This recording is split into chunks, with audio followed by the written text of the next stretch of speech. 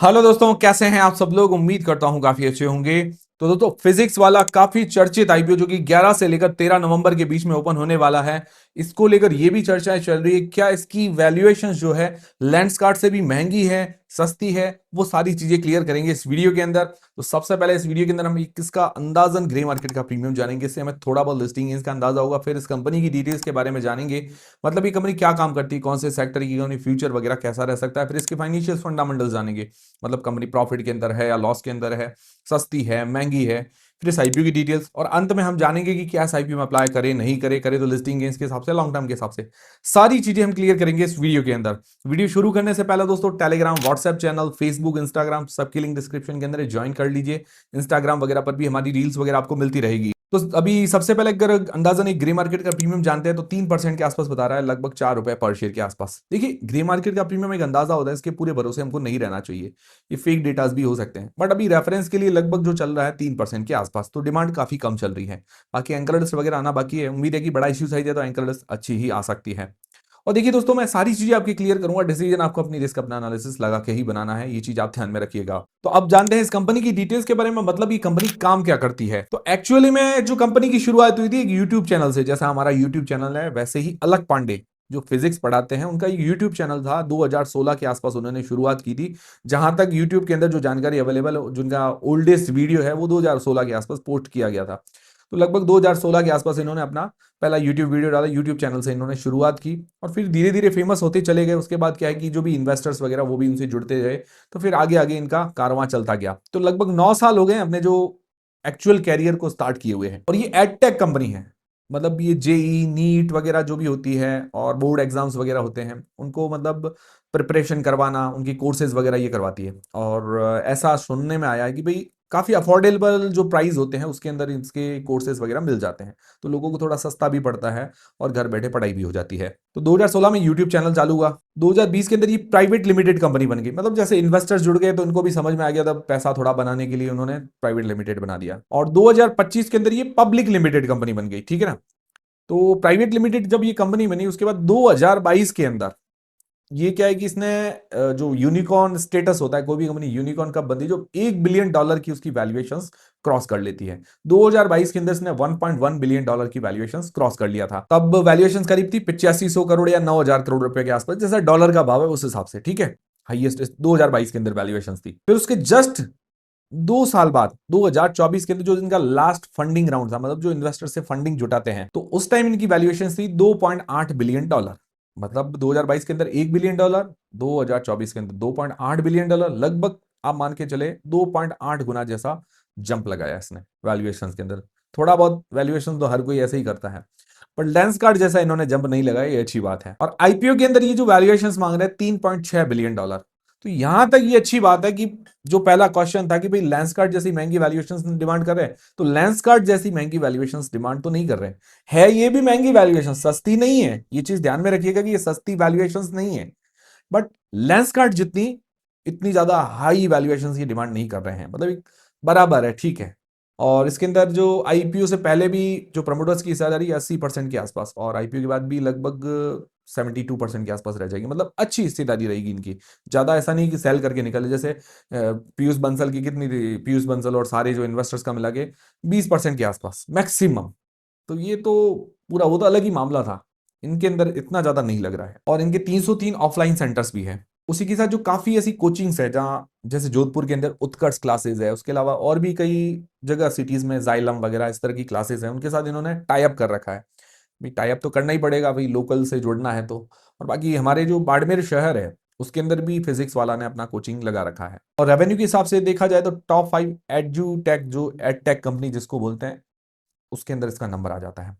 क्योंकि अभी टॉप जो कंपनी गई एजुकेशन टेक्नोलॉजी वाली कंपनियां जो हैं उसमें एलन है, आकाश है, उसके अंदर इसका नंबर मतलब टॉप 2 वही है। उसके बाद इसका भी नंबर आता है टॉप 5 के अंदर, आप कह सकते हैं। तो ओवरऑल सेक्टर, ये एजुकेशन सेक्टर काफी डिमांडिंग है, मतलब बहुत पैसा है इसके अंदर, ठीक है। बट उसी के साथ कॉम्पिटिटिव भी है, मतलब आपको कुछ इनोवेटिव भी बनना पड़ेगा। और उसके अलावा क्या है कि रिजल्ट भी देना पड़ेगा। अच्छा रिजल्ट अगर आप लाओगे, भाई आपके बच्चे आईआईटी में सेलेक्ट हो रहे हैं, नीट में सेलेक्ट हो रहे हैं, तो क्या है कि लोगों पर इम्पैक्ट पड़ता है।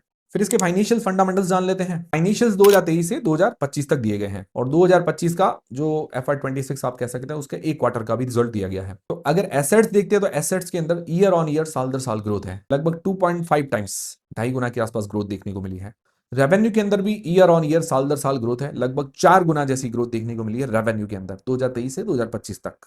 फिर बात आती है सबसे बड़ी चीज, कोई भी धंधा कोई भी बिजनेस हो तो वो किस लिए किया जाता है? प्रॉफिट के लिए।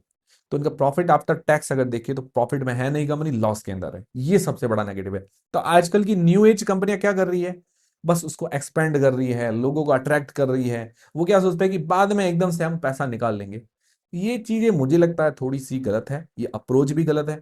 और ये क्या है कि एक्चुअली क्या करते हैं कि न्यू एज कंपनियां ज्यादातर, मैं इसकी बात नहीं कर रहा हूं, मैं किसी भी कंपनी की पर्टिकुलर बात नहीं कर रहा हूं, न्यू एज कंपनियां क्या करती है, इन्वेस्टर्स से फंडिंग उठाते हैं, फिर भले ही लॉस चल रहा हो, मार्केटिंग बढ़िया वगैरह बढ़िया करेंगे, ऐप वगैरह बढ़िया बना देंगे, फिर क्या करेंगे, वो तो लॉस में ही चल रही होती भाई। अब अगर इतना ज्यादा खर्चा करोगे फालतू का तो लॉस ही होगा, ठीक है ना। अब वो लॉस रिकवर कहां से करते हैं? आईपीओ लेके आते हैं, पैसा कौन भरता है? रिटेलर्स। तो ये चीजें थोड़ा हमें अवेयरनेस की जरूरत है। तो ये कंपनी भी लॉस के अंदर, ये सबसे बड़ा नेगेटिव है। बिजनेस आप कर रहे हो, नेगेटिव है, लॉस है, तो क्या बिजनेस का मतलब क्या है? मुझे समझ नहीं आता है।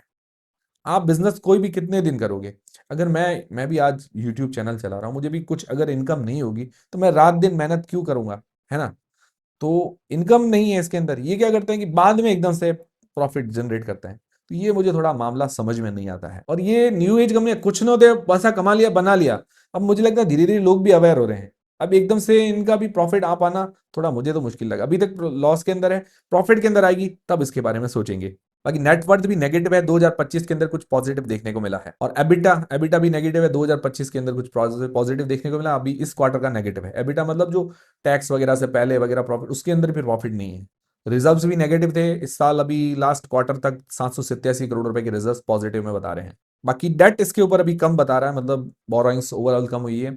बाकी ये मुझे लगता है जो डेटाज प्रोवाइड कराते हैं जब आईपीओ आता है तो थोड़ी बहुत फाइनेंशियल जो सीट है उसको थोड़ा सुधार देते हैं, इस तरह से होता है, मतलब उनकी प्रिपरेशन अच्छी कर लेते हैं। बाकी ओवरऑल फाइनेंशियली ये काफी वीक कंपनी नजर आ रही है। बाकी इसकी रिटर्न ऑन नेटवर्थ वगैरह ये सब नेगेटिव ही है। अभी इस प्राइस बैंड पर मार्केट कैप बनेगा 31,500 करोड़ रुपए के आसपास का, लगभग आप मान के चलिए $3.6 बिलियन की जो वैल्यूएशंस डिमांड कर रहे हैं। बाकी वैल्यूएशंस अगर निकालें, पी इसका नेगेटिव है, प्राइस टू बुक 14 का निकल कर आता है, थोड़ा सा मुझे लगता है हायर है।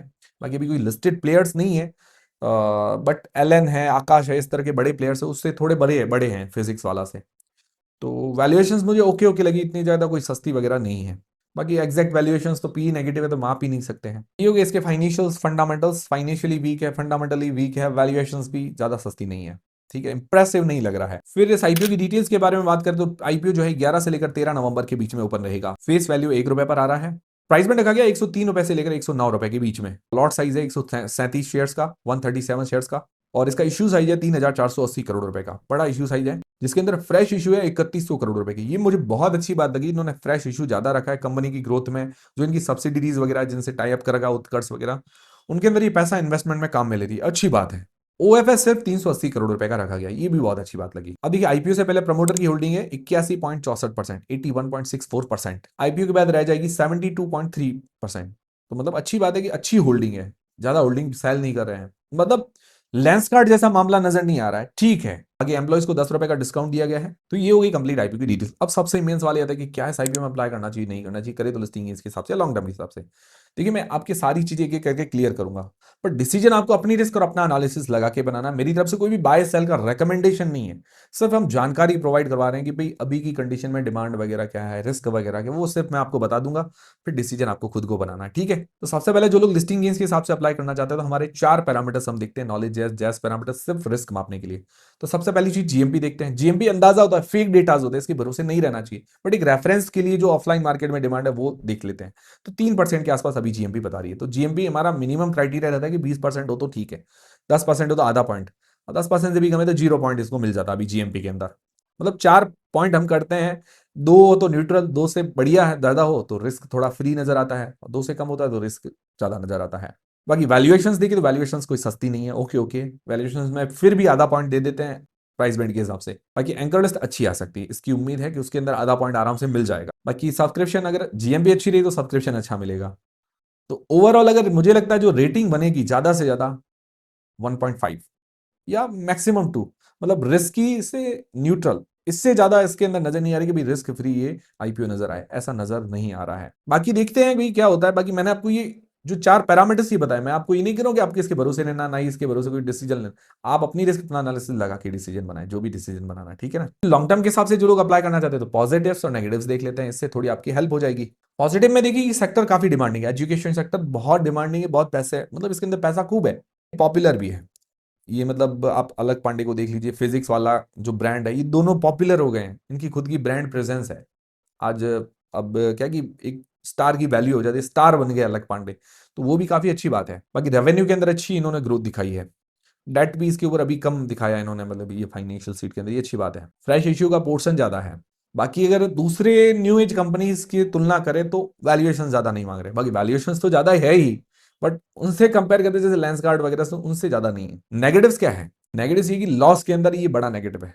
देखिए, बिजनेस कोई भी हो, बिजनेस का रूल है कि पैसा कमाना। बिजनेस क्या होता है कि पैसे कमाने के लिए होता है, पैसा नहीं जनरेट होता है तो बिजनेस क्या काम का, समझ नहीं आ रहा है ना। तो मतलब आप फंडिंग लेते जाओ, फंडिंग लेते जाओ, फिर क्या है कि आईपीओ लेके आओ, फिर ये तो कोई बिजनेस नहीं होता ना। बिजनेस तो ये होता है कि आप पहले साल से ही प्रॉफिट जनरेट करो। पहला साल चलो चला गया कि घर का पैसा लगा, दूसरा साल भी चला गया, तीसरे साल तो प्रॉफिट के अंदर आओ, ये होना चाहिए, ये है नहीं। तो मुझे थोड़ा सा नेगेटिव, बड़ा नेगेटिव है। बाकी रिटर्न ऑन नेट वर्थ वही है सर, सारी नेगेटिव ही है। वैल्यूएशंस मुझे लगता है थोड़ी और सस्ती करनी चाहिए थी, महंगी है वैल्यूएशन, वैल्यूएशन तो महंगी है भाई। आप, मैंने ये कहा कि भाई जो लेंसगार्ड वगैरह है, ये जो बड़ी कंपनियां ऐसी थी, जो न्यू एज कंपनी, उनसे थोड़ा सा ठीक नजर आ रहा है, ऐसा नहीं कि बिल्कुल फर्जीवाड़ा नजर नहीं आ रहा, ठीक है, अच्छी है। और बाकी प्रमोटर की होल्डिंग वगैरह भी आईपीओ के बाद अच्छी रहेगी, ये अच्छी बात है। ओवरऑल अगर कंक्लूजन कहें तो मुझे लगता है अगर ये कंपनी प्रॉफिट के अंदर आ जाती है, प्रॉफिट ये जनरेट करती है, तो मुझे लगता है अच्छी कंपनी, फिर ज्यादा कोई अब बुरा ही नहीं है, ठीक है ना। मतलब इसके अंदर ऐसा कोई नहीं है कि भाई बुरी बातें हैं, इतनी ज्यादा बुरी बातें नहीं है। हाँ, प्रॉफिट के अंदर आनी चाहिए, मतलब पैसा बनना चाहिए बिजनेस के अंदर, ये चीज है। ये है ओवरऑल मेरा कंक्लूजन। बाकी अगर जब तक प्रॉफिट के अंदर नहीं है तब तक तो रिस्क बना हुआ है। बाकी मेरी तरफ से कोई भी अप्लाई करने नहीं करने का डिसीजन नहीं है, कोई भी बाय सेल का रेकमेंडेशन नहीं है। जो भी आप डिसीजन बनाए अपनी रिस्क अपना एनालिसिस लगा के बनाए। आप लोग क्या करेंगे वो कमेंट करके जरूर बताइएगा, और ये वीडियो देखने के बाद आपकी हेल्प हुई है नहीं हुई है वो भी मुझे कमेंट करके जरूर बताइएगा, ताकि हमें भी मोटिवेशन मिलता रहे। मिलते हैं दोस्तों अगले वीडियो के अंदर।